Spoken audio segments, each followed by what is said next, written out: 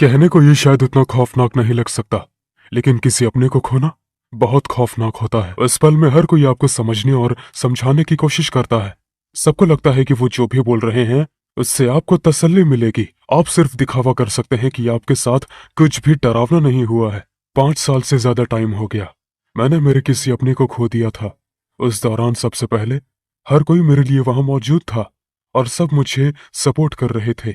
लेकिन जैसे जैसे वक्त बीतता गया मुझे काफी अजीब लगने लगा। उनमें से किसी ने भी मुझे सीधे तौर पर नहीं कहा, लेकिन वे सभी हैरान थे कि इतना वक्त बीत जाने के बाद भी मैं अपनी गर्लफ्रेंड एंजेला के बारे में सोचना कैसे बंद नहीं कर सका। वे ये नहीं जानते कि मैं एंजेला को इसलिए नहीं भूला हूं क्योंकि वो मुझसे मिलने आती है, और ईमानदारी से कहूं तो उसके इरादे कभी अच्छे नहीं होते।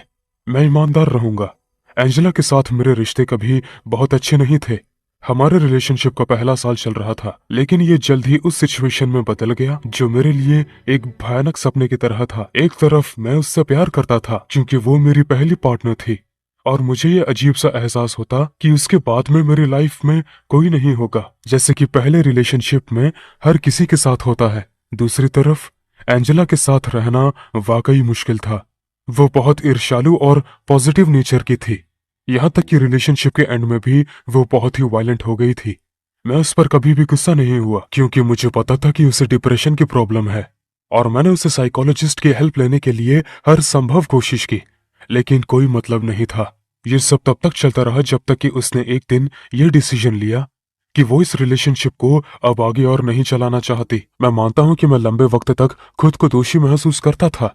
मुझे लगता था कि मैं कुछ और कर सकता था, और मुझे लगा कि शायद मैं दोषी हूँ, लेकिन वक्त और ट्रीटमेंट के साथ मैं इसे सॉल्व कर सकता था। लेकिन उस रात के बाद जो भी होना शुरू हुआ था उन सब को मैं सॉल्व नहीं कर सकता। उस रात मैं घर पर अकेला था। उस दौरान मैं अपने अंकल और आंटी के घर में रह रहा था। वो दूसरे देश में रहने चले गए थे।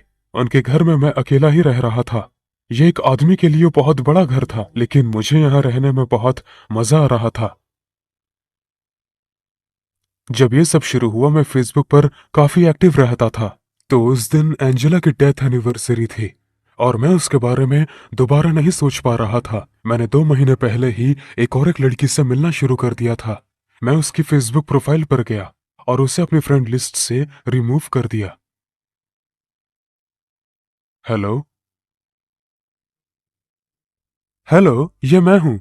मैं सोच रही थी कि क्या तुम मेरे साथ कल फिल्म देखना चाहोगे, क्योंकि तुमने मुझे कहा था कि तुम थोड़ी बिजी रह रहे हो। हम एक साथ रात बिता सकते हैं। ओ हाँ, जरूर। क्या कुछ गलत है? क्या तुम ठीक हो? हाँ, I am sorry, network problem, disconnect हो गया था। तुम उसकी प्रोफाइल पर हो, है ना? हे, तुम अपने साथ ऐसा नहीं कर सकते। मुझे पता है। तो कल रात जाना है ना? हाँ, ध्यान रखना कि तुम लेट ना आओ। मैं सिनेमा के पास रहूंगी क्योंकि मुझे अपनी बहन को काम पर ले जाना है।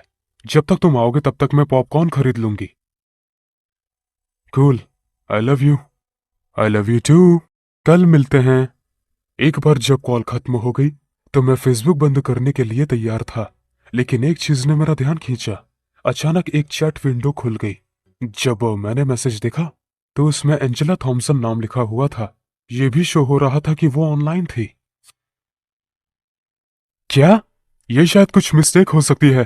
तुरंत वो इंडिकेटर पॉप हो गया कि एंजेला टाइप कर रही है, और उसके मैसेज ने मुझे मेरे ट्रैक में सुन्न कर दिया। तुमने मुझे रिमूव क्यों किया? मुझे नहीं पता कि मैं कैसे समझाऊं कि उस पल मुझे क्या महसूस हुआ। मेरा खून जम गया। ऐसा लगा मानो बहुत बड़े दुख और कंफ्यूजन ने मेरे पूरे शरीर पर अटैक कर दिया। ये सच नहीं हो सकता। इसके सच होने का कोई चांस ही नहीं था। मैंने चैट विंडो बंद कर दी, लेकिन अचानक ये एक नए मैसेज के साथ फिर से खुल गई। तुम किससे बात कर रहे थे? क्या उसी ने तुम्हें मुझे रिमूव करने के लिए कहा था? परेशान होकर मैंने चैट बंद कर दी और फेसबुक विंडो बंद करने की कोशिश की, लेकिन मैं नहीं कर सका। कंप्यूटर काम ही नहीं कर रहा था। कंप्यूटर मुझे रिस्पॉन्स नहीं दे रहा था। जब भी मैंने गूगल क्रोम को बंद करने के लिए एक्स दबाया, स्क्रीन ज्यादा से ज्यादा खराब होकर सही होती जाती।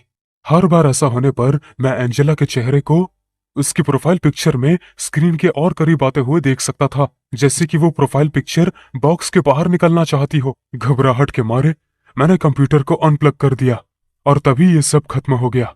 स्क्रीन ब्लैक हो गई थी। मैं ईमानदार रहूंगा, इस पल मैं कंफ्यूज था, डरा हुआ और परेशान था। मुझे नहीं पता था कि अभी क्या हुआ था। क्या मुझे यह घर छोड़ देना चाहिए? क्या मुझे कंप्यूटर तोड़ फोड़ देना चाहिए या फेसबुक डिलीट कर देनी चाहिए? मुझे बस इतना पता था कि अब मैं अकेले इस बड़े अंधेरे घर में एक सेकंड के लिए भी नहीं रह सकता था। मैं अपनी सांस को नॉर्मल करने के लिए एक गिलास पानी ले रहा था। फिर मैं अपनी गर्लफ्रेंड को फोन करने वाला था और उसे मेरे साथ रात बिताने के लिए कहने वाला था। मैं अभी तक उसके पेरेंट्स को भी नहीं जानता था, लेकिन हम किसी होटल में जा सकते थे। मैंने गिलास पानी पिया और घर से निकलने के लिए तैयार हो गया। मैं अपना सेलफोन लेने के लिए अपने कमरे में गया, लेकिन जैसे ही मैं अंदर गया, वहां मैं जो देख रहा था उस पर मुझे यकीन नहीं हुआ। वो कंप्यूटर, वो फिर से ऑन हो गया था। मैंने कंप्यूटर केबल ढूंढी और वो अभी भी डिसकनेक्टेड ही थी। लेकिन सिर्फ यही सबसे डरावनी चीज नहीं थी। सबसे डरावनी बात तो ये थी कि फेसबुक ओपन थी और उस पर एंजेला की प्रोफाइल पिक्चर दिख रही थी। ये उसकी नॉर्मल प्रोफाइल पिक्चर थी, लेकिन उसके बिना थी। मैंने बाहर निकलने की कोशिश की, लेकिन दरवाजा बंद हो चुका था। ये कब बंद हुआ था? दरवाजा बंद होने पर आमतौर पर बहुत शोर होता है, फिर भी मैंने इसे कैसे नहीं सुना? जब मैंने दोबारा आगे देखा तो मेरा ध्यान अब फेसबुक पर नहीं था, बल्कि कंप्यूटर के बगल में था। वहां कुछ था। धीरे से बाहर लंबे बालों के साथ एक साया बनना शुरू हुआ। मैंने लाइट्स ऑन करने की कोशिश की, लेकिन लाइट्स भी काम नहीं कर रही थी। अचानक दो लैंप्स एक साथ टूट गए। वो साया मेरी तरफ चलने लगा और वो काफी आगे बढ़ गया। तब जाकर मैं उसे पहचान सका। ये एंजेला थी, लेकिन उसका पूरा शरीर भूरा और लगभग नीला दिख रहा था। उसकी गर्दन पर एक डरावना और गहरा निशान था। मैं उस निशान का मतलब समझकर घबरा गया था। घबराकर घबराकर मैंने अपनी पूरी ताकत से दरवाजा खटखटाया। मुझे उम्मीद थी कि शायद कोई जादू हो जाएगा और दरवाजा खुल जाएगा, लेकिन मुझे पता था कि ऐसा नहीं होने वाला था।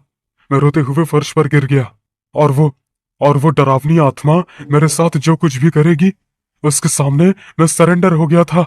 और फिर उसने अपने हाथ मेरे गर्दन पर रख दिया और मेरा गला जोर जोर से दबाने लगी। मुझे बेहोशी छाने लगी थी। उसके हाथों में बहुत ताकत थी और उसकी ताकत बढ़ती ही जा रही थी। मुझ में लड़ने या उसके खिलाफ अपना बचाव करने की हिम्मत नहीं थी। तुम मेरे हो और तुम हमेशा मेरे रहोगी। वो आखिरी बात थी जो मैंने मरने से पहले सुनी थी। जब मैं उठा तो मैं अपने बेड पर था। मुझे ढका हुआ था। मेरी गर्दन पर एंजेला जैसा ही एक निशान था। मैंने खुद को आईने में देखा। मैंने आईने में देखा और निशान के अलावा मेरे माथे पर एक किस का मार्क था। किस का ये मार्क किसी लिपस्टिक से नहीं बना था, बल्कि किस की तरह लगने वाला ये एक चोट का निशान था। उसी दिन मैंने अपनी गर्लफ्रेंड से बात करने की कोशिश की, लेकिन उसने कभी जवाब नहीं दिया।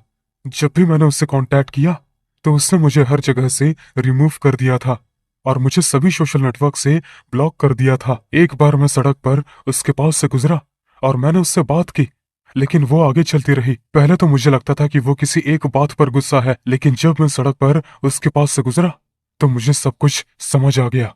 वो गुस्सा नहीं थी, वो डरी थी। उस शाम के बाद मैंने उसके साथ बात करने की कोशिश करना बंद कर दिया। मैं उसे उस चीज में नहीं घसीटना चाहता जो मुझे परेशान कर रही थी।